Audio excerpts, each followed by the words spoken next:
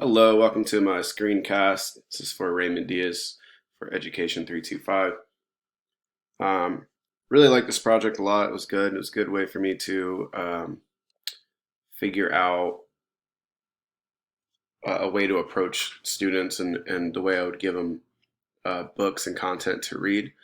What I got out of it um, is that I really want to give kids books that they could talk about. So rather than talking about TV shows, I want to kind of make books the topic of conversation uh, in hallways and on their free time. So that's the way I kind of based my books on. So a couple of my favorite ones that I really wanted to share with students was The Hobbit and Harry Potter, Aragon. These are three books that a lot of students talked about. I think they're fun to talk about. I think they're fun reads. I think they're easy reads.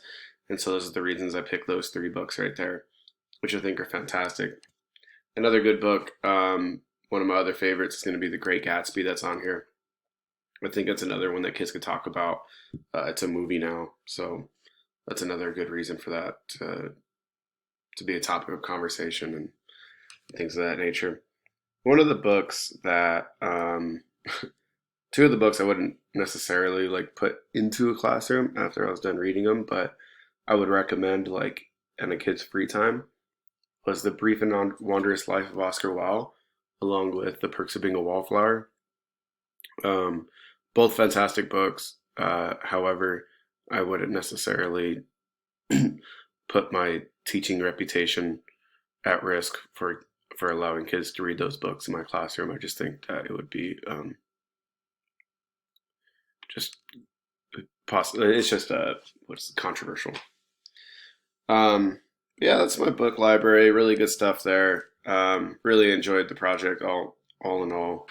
Um, just a little thing for the informational bibliography books. I thought Martin Luther King was definitely an important part of for an informational book, and then fun books like The Invention of Bubblegum and What If There Were No Bees are also really good as well.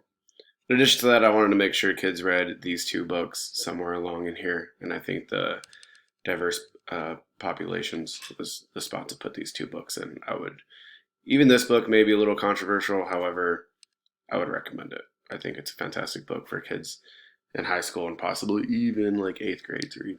So thank you for listening. Thank you for letting me do this assignment.